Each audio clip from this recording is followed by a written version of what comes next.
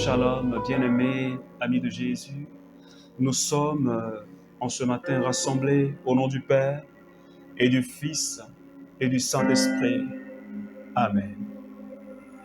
Alors, bien-aimés, ce matin, nous allons dire merci au Seigneur pour la grâce qu'il nous fait d'être dans sa présence. Et je voudrais, bien-aimé, que quel que soit le lieu où tu te trouves, et que tu lèves la voix avec moi, et qu'ensemble nous puissions dire merci au Seigneur pour ce matin. Papa, nous voulons te dire merci ce matin. Merci parce que Seigneur, tu as veillé sur notre vie. Seigneur, merci parce que tu nous as accordé ta présence et ta force. Seigneur, merci parce que Seigneur, tu nous as donné le souffle de la vie. Et tu nous permets ce matin, Seigneur, de te célébrer. Parce que tu es le Dieu de bonté. Parce que tu es le Dieu de fidélité. Et en dehors de toi, Seigneur, il n'y a aucun autre Dieu. Merci ce matin pour la lumière du jour que tu me fais voir. Merci Seigneur d'avoir veillé sur quelqu'un qui est en train de prier avec moi en ce moment précis. Merci pour la vie d'un frère, Seigneur, que tu as libéré, Seigneur. Merci pour la vie d'une sœur à qui tu as accordé une assistance, Seigneur. Seigneur, merci infiniment d'avoir veillé sur nous. Que ton nom soit célébré, Seigneur, ce matin. Que ton nom soit élevé ce matin. Est-ce que quelqu'un peut continuer à célébrer le nom de Jésus? La Bible dit qu'il a reçu le nom qui est au-dessus de tous les noms. Et tout genou fléchit lorsqu'on parle de Jésus. Toute langue confesse que Jésus est Seigneur à la gloire de Dieu le Père. Est-ce que quelqu'un peut le dire ce matin? Parce que le Dieu que nous adorons, il est vivant. Le Dieu que nous adorons, il est victorieux.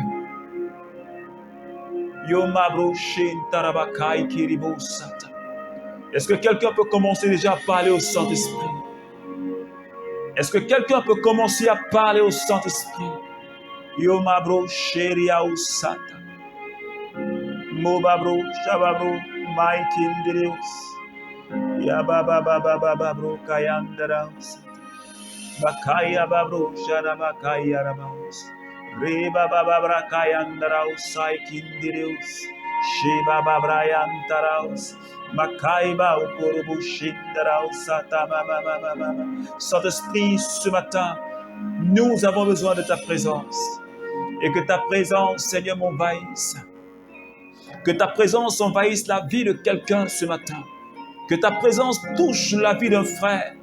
Que ta présence touche la vie de quelqu'un ce matin, Saint-Esprit. Oh, Alléluia. Yababro Shindaraus. Makaya Babro Shiriausata. Reba Babrayandarausata. Est-ce que tu peux continuer à parler au Saint-Esprit? Yomabrai Kindirios.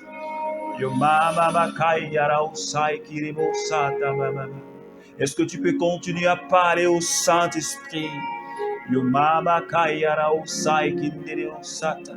Reba Bakaya Rausundurus Kindaraus. Rabindarausai Kama Baba. Merci Seigneur Esprit Saint pour ta présence qui envahit mon cœur ce matin, pour ta présence qui envahit nos vies ce matin, Saint-Esprit. Merci de nous disposer, Seigneur, à l'écoute de ta parole, à la méditation de ta parole, Saint-Esprit. Oh ma brocheke, ma kakarabakai sonturubukai shinda. Merci Saint-Esprit. Merci Saint-Esprit. Acte chapitre 2,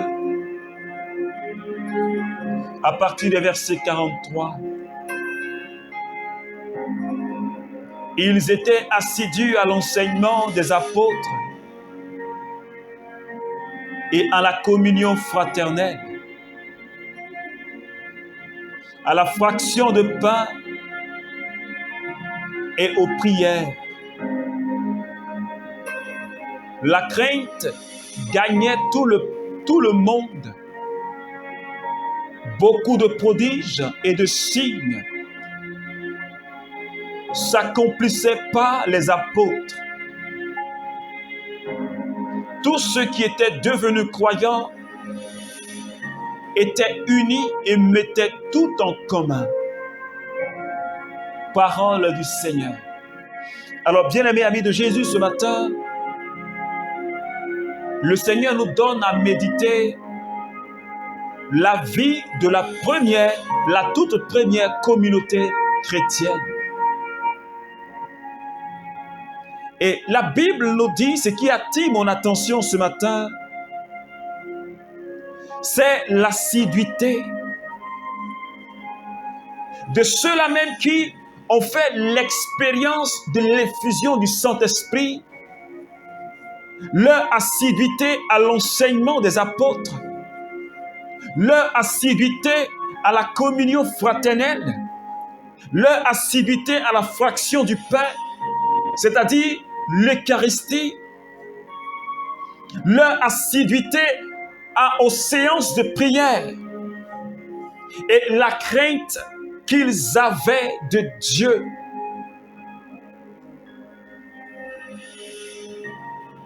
Ces personnes-là, ils n'ont pas eu besoin de faire 10 000 effusions du Saint-Esprit. Ils n'ont pas eu besoin de faire 10 000 Pentecôtes. Mais déjà, avec la première expérience, leur première expérience avec le Saint-Esprit, comme nous l'avions vu la semaine passée,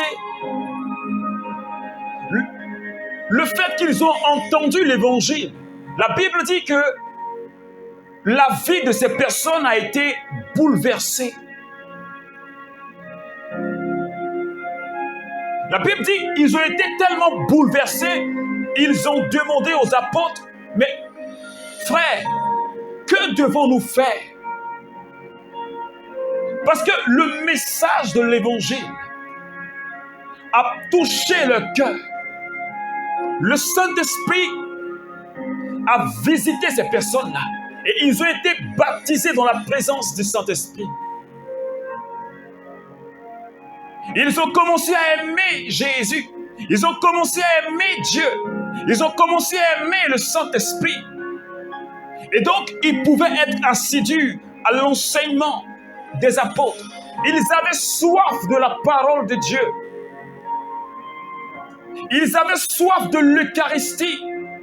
Ils savaient que c'était la présence manifeste de Jésus dans l'Eucharistie. Ils avaient soif d'entrer en communion avec Jésus dans la prière. Et donc, ils étaient assidus. Est-ce que quelqu'un me suit ce matin? Et le Seigneur nous interpelle. Le Seigneur nous interpelle. Bien-aimés amis de Jésus, est-ce que nous avons cette soif d'enseignement du Seigneur? Est-ce que nous avons soif de la parole de Dieu aujourd'hui? Nous qui avons fait 10 effusions du Saint-Esprit, nous qui avons fait 15 effusions du Saint-Esprit et qui n'avons plus soif de la parole et qui n'avons pas soif de l'Eucharistie, de la présence de Jésus. Et pourtant, cette première communauté, il a suffi seulement d'une seule effusion et la vie de ces personnes était complètement transformée. Je me souviens de ce jour-là comme si c'était hier. Je n'avais pas encore fait de cheminement de 7 semaines quand je suis arrivé au renouveau charismatique. C'était, je crois, à ma 2e ou à ma 3e séance de prière avec les jeunes du renouveau. Et là, j'ai fait cette expérience avec le Saint-Esprit. Mon cœur a été touché par la présence du Saint-Esprit. Et jusqu'à présent, ce feu ne fait que grandir. Alors, j'ai compris qu'une seule effusion, une seule Pentecôte, parce que quand les apôtres ont reçu le feu du Saint-Esprit, cela les a mis en mouvement. Parce qu'il n'a pas eu une 2e Pentecôte, mais la seule Pentecôte. Quand ils ont été baptisés, ils étaient devenus fougueux. Ils étaient devenus violents. Et toi, ami de Jésus, combien d'effusions as-tu fait, membre du renouveau? Peut-être 10, peut-être une vingtaine. Mais on n'est plus assidu à la prière. On n'a pas l'amour véritablement de l'Eucharistie de Jésus dans le tabernacle. On n'a plus l'amour de la messe. On n'a plus soif des enseignements. On n'a plus soif de la parole de Dieu. Et ce matin, le Seigneur me parle. Le Seigneur te parle. Il nous demande ce matin de regarder à la vie de cette première communauté chrétienne et de redemander au Saint-Esprit de nous fortifier pour que nous puissions nous réveiller, pour que nous puissions nous mettre debout, pour que nous puissions être violents comme ses disciples, comme les apôtres. Est-ce que quelqu'un me suit ce matin? Et la Bible dit au verset 43 que la crainte gagnait tout le monde. Beaucoup de prodiges et de signes étaient accomplis par les apôtres. Ils étaient tellement assidus aux enseignements. Ils avaient soif de la parole. Ils avaient soif de l'Eucharistie. Et ils étaient tellement unis. Alors la puissance de Dieu ne pouvait que se manifester. Les prodiges ne pouvaient que se manifester. Les signes ne pouvaient que se manifester. C'est pourquoi la Bible dit dans le psaume 133, la Bible dit, il est bon, il est doux pour des frères et sœurs d'être ensemble. Il est bon, il est doux pour des frères et sœurs de s'unir. Il est bon, il est doux pour des frères et sœurs de marcher dans l'unité. Car c'est là que Yahvé répand sa bénédiction. C'est là que Yahvé répand la bénédiction en abondance. Il répand la vie en abondance. Et ces groupes de prière-là, que constituaient les apôtres et les disciples, grandissaient. Le nombre de croyants grandissait. Les témoignages étaient donnés. Et le Seigneur glorifiait son nom par des signes et des miracles. C'est pourquoi, bien-aimés, je nous invite à cette soif de la parole, à cette soif de recevoir Jésus dans l'Eucharistie. Si nous voulons voir les signes de Dieu dans nos groupes, si nous voulons voir la manifestation de la présence de Dieu, parce que c'est la soif que tu as, c'est l'amour que tu as pour Jésus, c'est le feu brûlant en toi qui provoque le miracle de Dieu, qui provoque la manifestation de la puissance de Dieu. C'est l'unité que nous avons, c'est la communion que nous avons, qui provoque la manifestation de la gloire de Dieu dans le groupe de prière.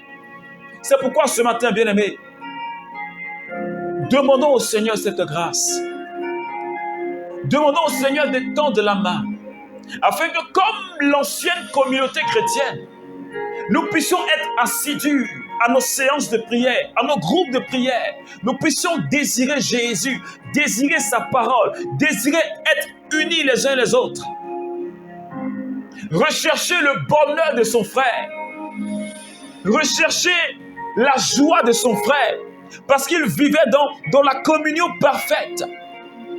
Ceux qui étaient devenus croyants étaient unis et mettaient tout en commun. Chacun se préoccupait du problème de son frère.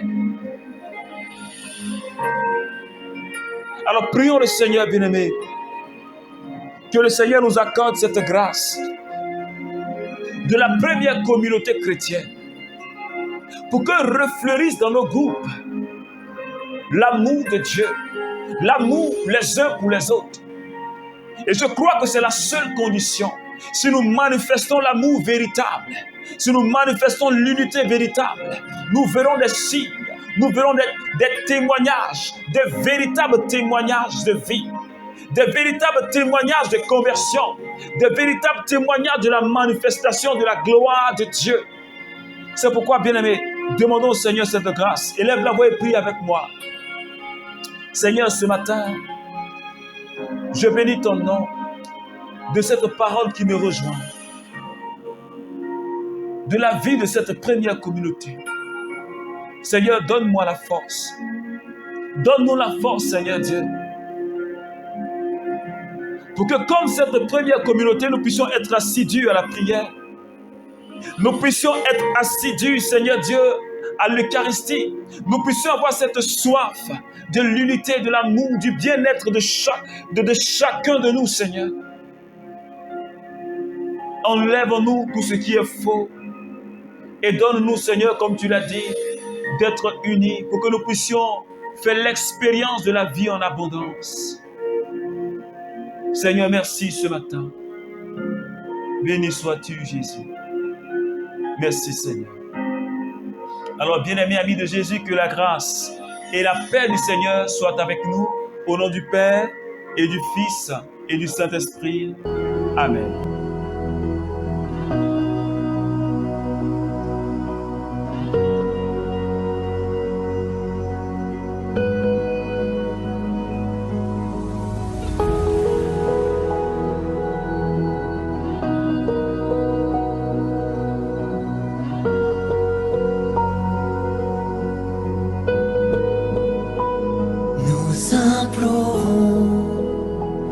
La guérison